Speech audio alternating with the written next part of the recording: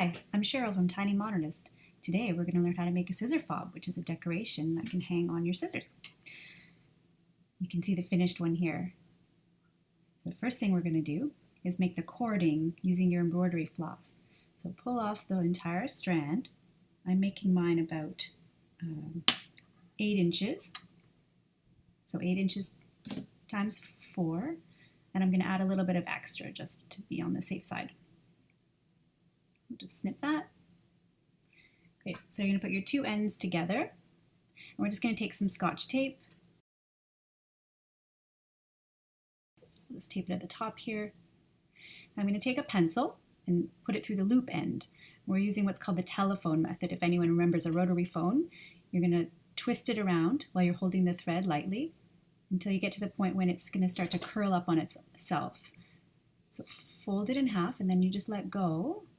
And it's going to spring up, and you've got your embroidery floss. You can give it a little twist just to make sure it's nice and tight.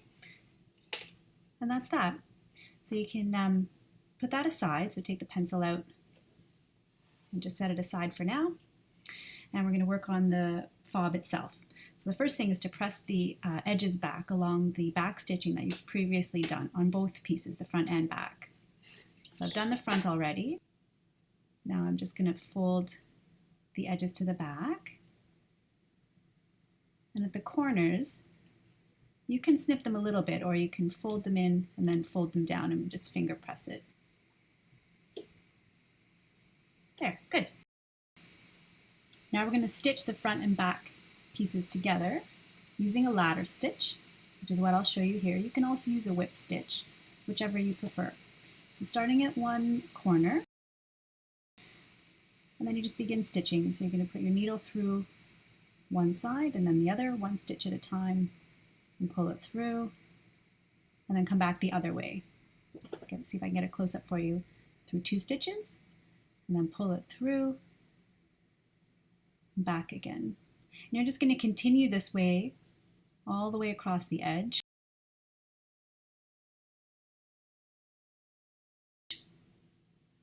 When you get to the corners, so I'll just do a few more stitches.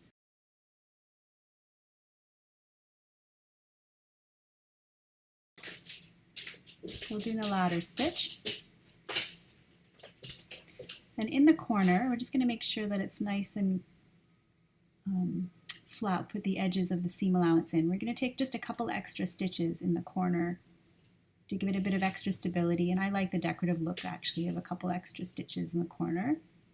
There we go. Now don't forget about the cording we made earlier. You're going to want to put the loose ends into, I usually do it on the 3rd corner. I just want to make sure the seam allowance is out of the way. So tuck the tails in, about 3/8 of an inch or 1/2 an inch inside there.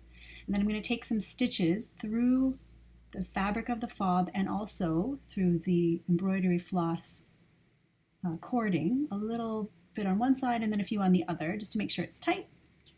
And then you can continue doing the ladder stitch all the way up the next side. Stop about halfway on this 4th side so that we can stuff it. So you can stuff with fiberfill. For something different today, I'm going to stuff with threads from my orc jar. So it's been getting a bit full. I'm going to take some and stuff it in here. So I'll take some out. And I'm just going to stuff it into the hole here, pushing it into the corners. I'm just going to keep going, but I'll cut it out for you. So the final thing is to just stitch up the hole. When you get to the end, take a few stitches in the corner and then knot your thread, and you can snip it and you're done.